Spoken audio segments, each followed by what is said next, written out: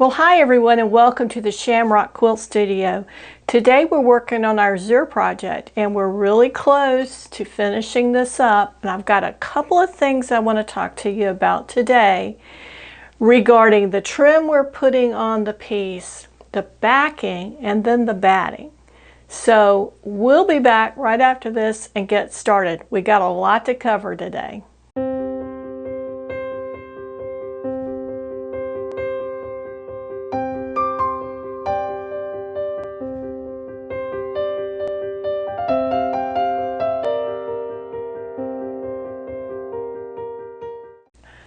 Okay, let's get started. Now, I'm going to be showing you in just a minute some film that I took last night when I was gluing the trim pieces on the top.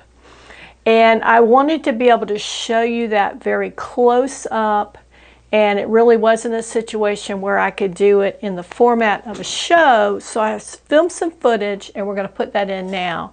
And I think it will probably explain to you how I'm attaching that trim onto the top so we can get that working in our favor. And here I'm going to flip over this top so you can see. And what I'm talking about is this trim here that we put in.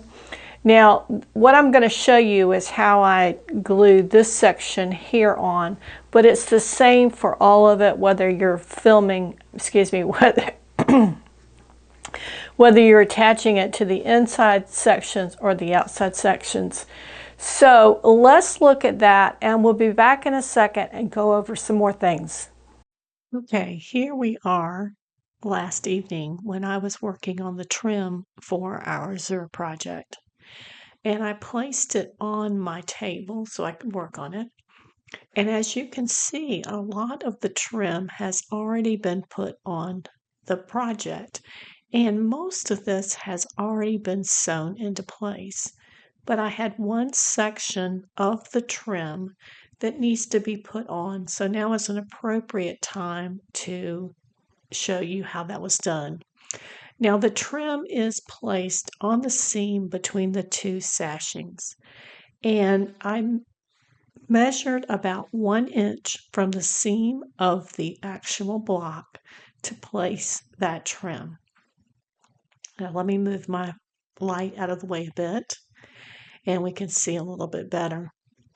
This trim was made in about a 1/4 inch width. We made a tube, and then I pressed it with our pressing bars to get a little flat trim. Now I marked that inch spacing with a air erasable or water erasable pen to give us a guideline. And you can kind of see that some of the lines aren't super duper straight, and you will have to kind of use your own judgment in doing something like this so that you kind of average between where the actual measurement is and what looks good to the eye, because sometimes you will need to move it just slightly. But it's not important that it be dead on every single time, because once you get the batting and the backing and do whatever quilting you're going to do, that is going to adjust. Now this section down here at the bottom, it has been glued on and it has dried, so I was able to remove the pins before I move forward. And the little tube trim, I folded the end of it down so it would give us a little finished edge to place right on top of that trim that's already there. And these pieces that have come in from the project that are already sewn on, I'm trimming those up at the seam line. So they will sit right underneath the trim that we're getting ready to glue on.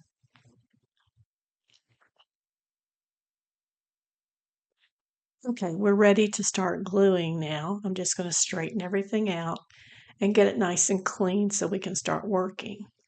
Now this trim, I did fold it under and glued it, and I also pressed it shortly before we're ready to glue. So I've got a nice crisp line where it's folded and pressed in place. And the very end, we've folded under, as I said, to get us a finished edge. And we're going to sit that edge right on top of the trim that's already there.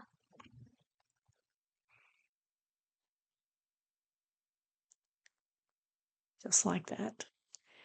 Now we're going to be using an applique glue for this project, and you may or may not use the same kind of glue. You may use a different brand. So if you have instructions for your brand, be sure to follow that.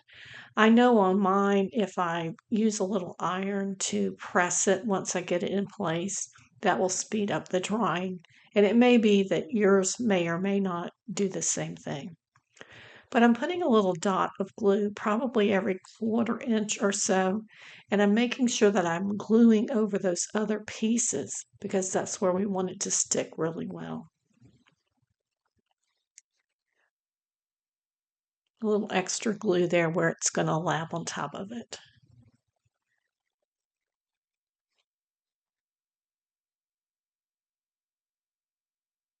Now we're going to place that right on top of where we already had the line.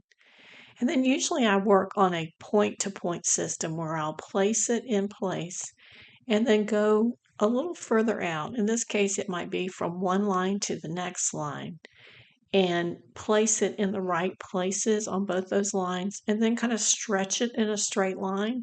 It should be following the line we've drawn, but like I said, in some cases, you may have to make that decision on the spot, whether the line you drew is also a straight line looking at it. So we've got that section glued down, and we're just going to put a pin in place. The pin is just to hold it until it dries.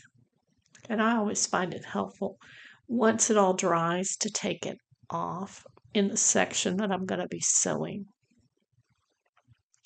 And while I'm doing this, let me tell you that the way I sewed this on, I'm just using a hand stitching method. It's the same stitch that I use for adding binding onto a quilt or hemming a pair of pants. It's just a stitch that most of it is invisible. It's sitting underneath the top fabric, or it's buried between the two pieces of fabric, so you really don't see them.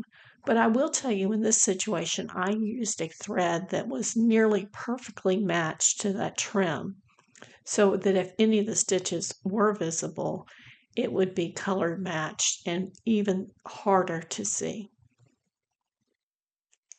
Now we're working here on the second section, and I'm holding it there where the one line comes down to meet it, and then pulling it across to the other line. And you can see I'm struggling with this section just a little bit because I'm not entirely sure that that lattice block right above there was cut in a perfect square when it was sewn on.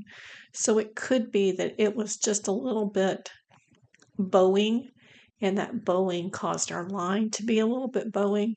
So we just adjusted it there on the fly so it's straighter than the drawn line was.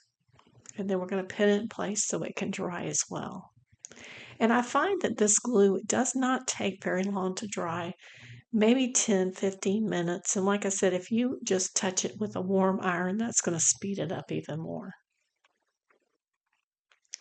Now we've got 2 done. We're just going to move it over and work on the next one. The same technique.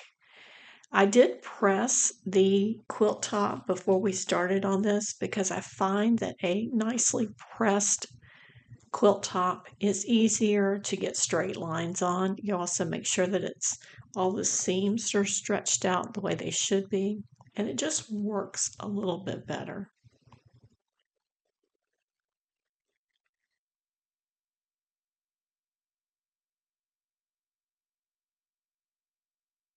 Point to point here, and then just straighten that line out. Just press it gently just to hold it in place, and then once it catches, it does a pretty good job of staying where you put it as long as you keep it still. Here I've skipped ahead a little bit to get to the last block, and we're just going to put down the remaining part of this piece of trim. Same technique. I'm just making sure I've got plenty of glue there underneath that intersection.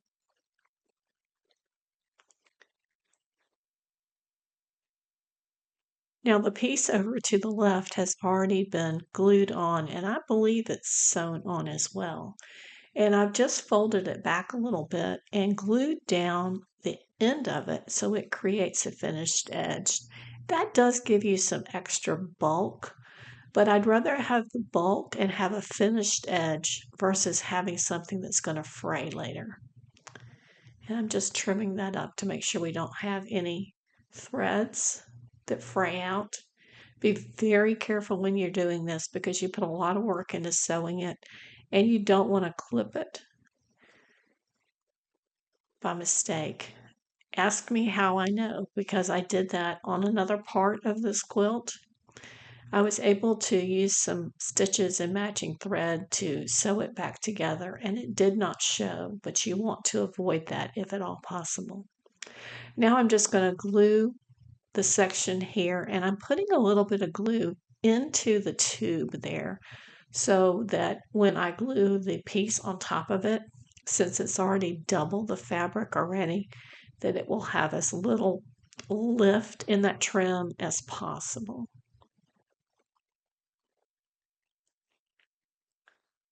And we're just going to lay it on top.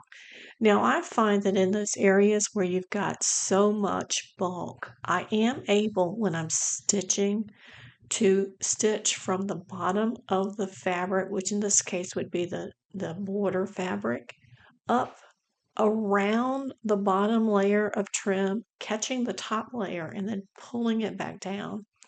And doing that on both sides kind of causes that top layer of trim to envelop the bottom layer, and it makes it almost invisible. Now it is going to be a little bit bulkier in those areas, but overall it does give you a pleasing effect. And I think we've got everything glued down now on the top. I wanted to show you the back, and you'll notice there where I'm showing is where it's already sewn, and there's a line of stitches on both sides of the trim. And then we have that section on the bottom and side that still needs to be done. But we're almost done with that, and as you can see in the following video, what it looks like. Okay, I hope that was really helpful to you to be able to understand how I can position those trim pieces so that they stay as straight and as even as they can. Now I'm hand sewing on all of those, but you certainly, if you have some really nice skills with machine stitching in little tiny areas, that would be something that you could do as well.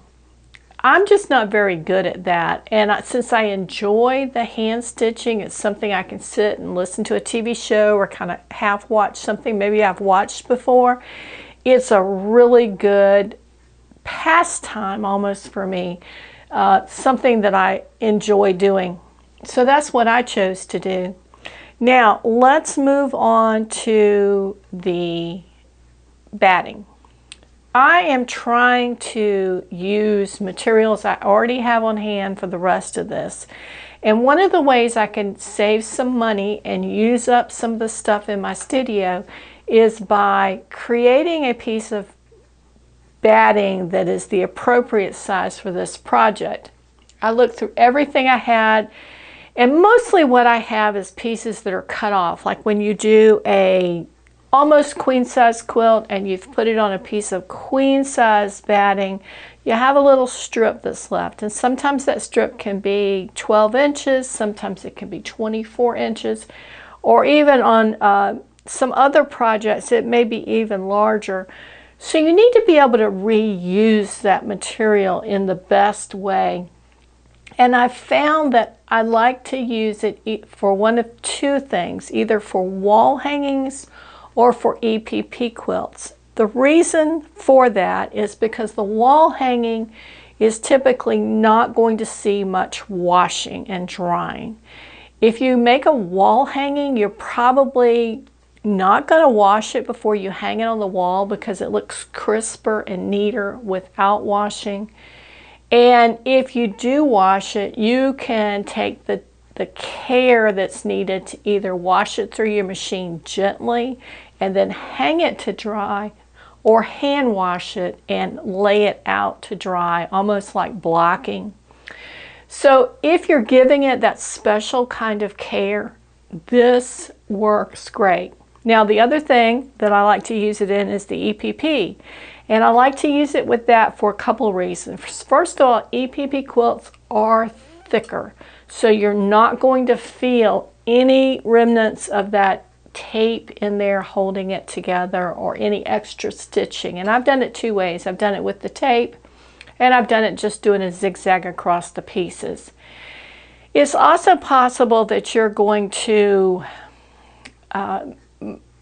maybe have a little more stitching over the body of the EPP. I find that while I don't particularly enjoy quilting EPP because it's so thick, usually when I sew, I'm sewing in a manner that would hold that batting still. So if you have a seam of batting and it were to come loose, you've got enough stitches around there. So if you're heavily quilting something either by machine or by hand, excuse me, or by hand, this would be a good technique to use.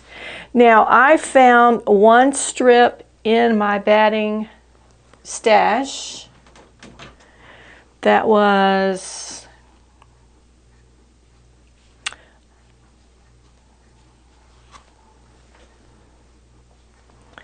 well, let me say this, because I found one strip in my stash that I trimmed all to a 15-inch, and then I tried to figure out how I could make that 15-inch work.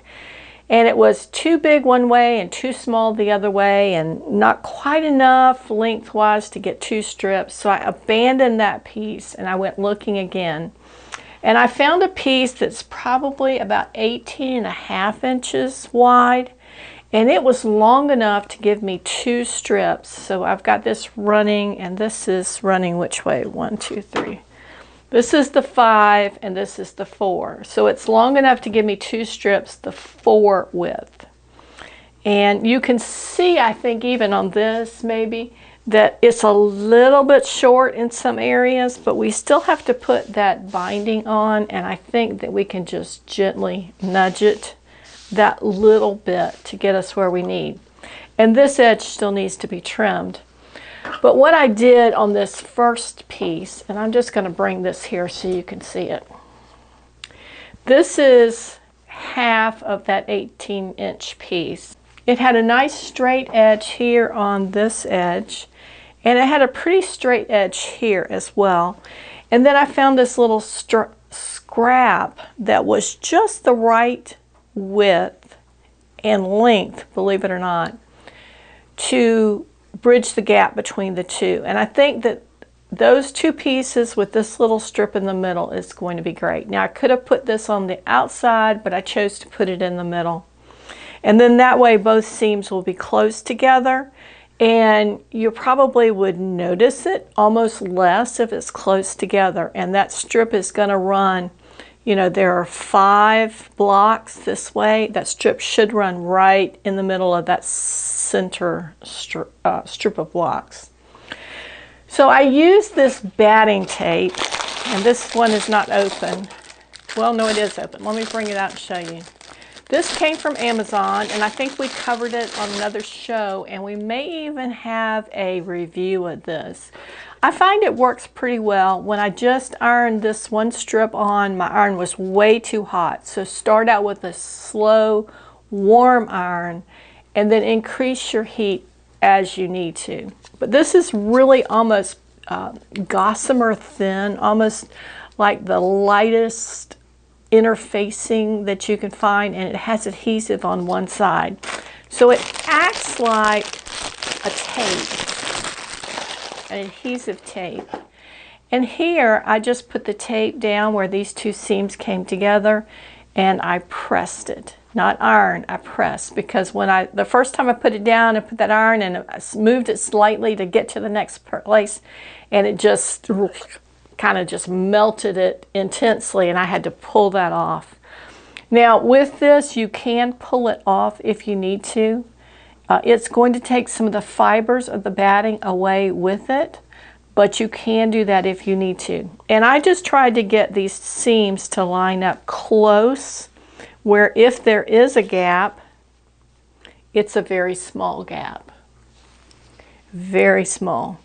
Okay, so what I'm going to do next is I'm going to flip this over. And I could tell, let me just say one other thing about this batting. I could tell by the texture on the batting that which side was which, because there's a little difference in the texture of most batting. So I tried to match up that texture so that it was consistent across. So what I'll do is I'll go in here and I'll just trim to make sure we've got a straight line here and a straight line here, and do the same thing. And then I'll have a piece of batting that is this size.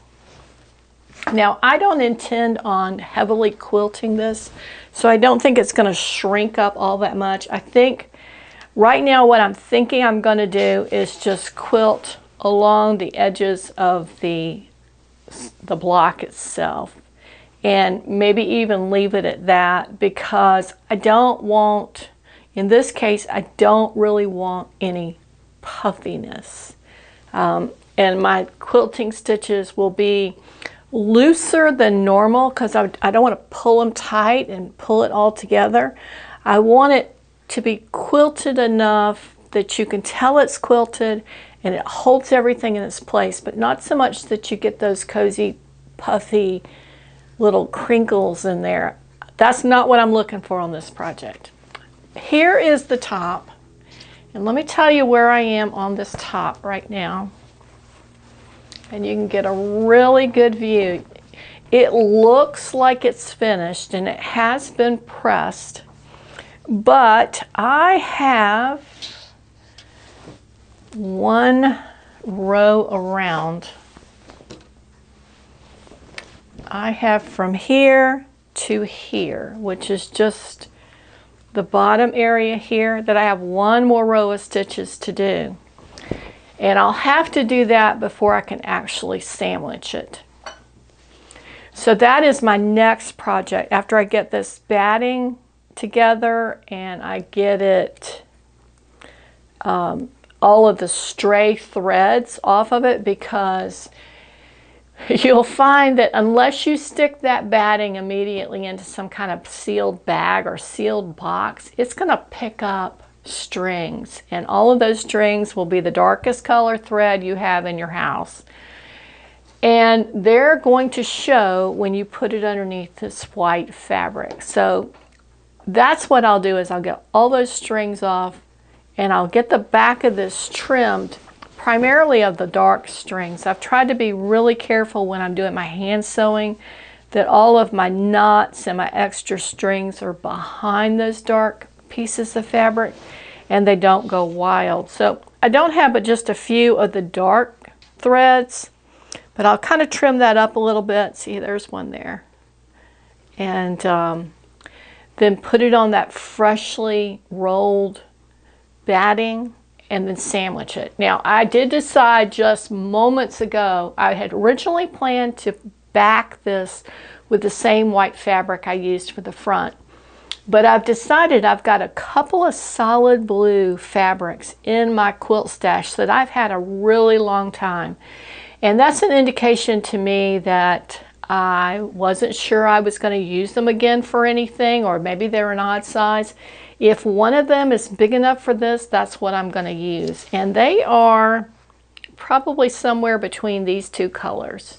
There's two colors in there and they're pretty close. So whichever one I have the appropriate amount of fabric, that's what I'm going to use. I'm getting really close to the end on this one. And I'm getting kind of excited about it because I like the way it looks. I'm really, really, really happy with that sashing and that trim on those blocks. It really sets it out. It's a different look from what the inspiration photos in the book that we used as a guide for, but it's a really, really pretty look. I think that brings you up to date with this project, and like I said, we're getting really close. The binding for this is going to be the same dark blue. I think I have enough for that, and that will give it some consistency on the front. So it'll come in just a little bit and it'll have the binding here. Anyway, that should bring us up to date with this project today, and I think that maybe, I'm trying to think, is there anything else we need to demonstrate or show on this? I don't think so. I think I'm just going to finish it and then bring it back for a reveal, so we don't have these little teases so very often. I do like to keep you involved and keep you interested in the project, but sometimes I think we're just ready to see it finished, and I think this is one of them. It's really pretty, isn't it? Yeah, it is. Okay, thanks for joining me today. If you like the content, give me a thumbs up. Be sure to subscribe, and we'll see you next week at the Shamrock Quilt Studio. Bye.